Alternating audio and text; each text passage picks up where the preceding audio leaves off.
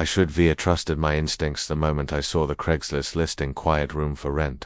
Cheap, respectful roommate only, but desperation numbed my judgment, and the pictures of the renovated loft made it look like a dream place compared to the cramped basement I'd been living in for months. When I arrived for the viewing, the front of the building looked abandoned with boarded-up windows on the second floor and a rusted fire escape dangling like a broken limb, but inside the hallway smelled freshly cleaned and faint instrumental music floated from somewhere above. The man who opened the door introduced himself as Caleb, tall, pale, with a strange stiffness in how he moved, like every joint in his body was resisting gravity. His smile was wide but didn't reach his eyes, yet his voice was warm when he spoke, almost rehearsed. The loft was enormous brick walls, polished wood floors, huge windows overlooking the city, far too nice for the low rent he was asking. But when I questioned it, he simply said, "I prefer the right energy, not the right price."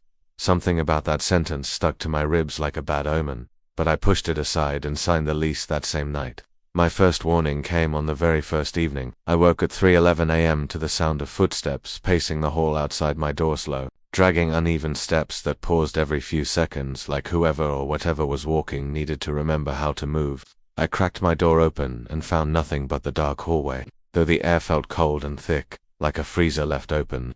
Over the next few days, Caleb grew stranger. He barely ate, never seemed to leave the apartment, and always watched me with an odd fascination, especially when I cooked or used the bathroom sink. Once, I caught him staring at the running water as though hypnotized, lips moving silently. One morning I heard humming from his room, low, rhythmic, unsettling, and when I knocked, the humming stopped instantly. The door opened a second later, and Caleb stood there fully dressed, smiling too widely, cheeks stretched unnaturally as though pulled from behind. "Did you need something?" he asked. But behind him, I swore I saw shadows on the wall bending in the wrong direction. Days rolled by with escalating oddities, objects moving on their own, locked doors found open, my toothbrush wet even though I hadn't used it, and worst of all, whispers in the vents that sounded like multiple voices speaking at once, all repeating my name with growing urgency. I planned to move out at the end of the month, but everything changed one night when I returned home late from work. The apartment was pitch black despite the working lights.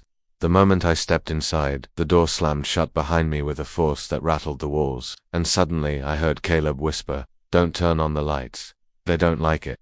My heart pounded as something cold brushed past my leg, and the floorboards creaked like several feet were stepping around me. I stumbled toward my room, but the hallway felt wrong, longer, darker, shifting like it was bending away from me. A hand ice cold, bony grabbed my wrist. I screamed, but instead of Caleb's voice, dozens of overlapping voices whispered, "Stay." I yanked free and managed to flick on my phone flashlight, its beam slicing through the darkness, and I screamed again. Every wall of the hallway was covered in scratched words. "Don't turn on the lights. They see you." And beneath that, scribbled in something far darker, was "Caleb brings them food." Before I could understand what that meant, the light flickered as though something was draining the battery, and from behind me came a wet, dragging sound. I spun around and saw Caleb, but twisted, hunched, skin stretched tight like wax melting over bone, eyes completely black. His voice echoed unnaturally, like multiple mouths speaking at once. "I'm so glad you answered the ad. They've been hungry." Figures began crawling out from the walls, literal hands, pressing through the plaster like it was soft clay. Faces stretching from the surface as if the shadows had become living skin. I bolted into my room and slammed the door, shoving my desk against it just as claws raked across the wood. Caleb's voice echoed from the hallway in a slow sing-song tone. "You can't leave. You're already part of the house."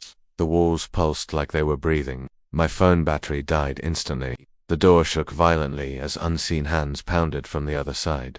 I don't remember much after that except waking in the morning to silence. When I opened my door, the apartment looked normal, sunlight streaming in, no scratches on the walls, no signs of struggle. Caleb was in the kitchen making tea, as if nothing happened.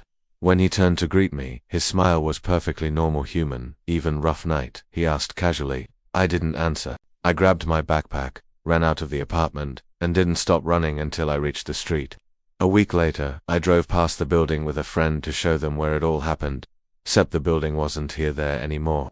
Just an empty lot surrounded by caution tape and a faded demolition sign. According to the city records, the place had burned down 3 years ago, no survivors. When I showed my friend the lease agreement, the paper was blank except for a single handwritten message. "Thank you for feeding us. I still hear pacing footsteps outside my bedroom door at exactly 3:11 a.m. every night, no matter where I move. I haven't slept properly in weeks. Something followed me, something hungry, and last night I found a new Craigslist listing, same price, same wording, and it's my name listed as the current roommate. I didn't post it,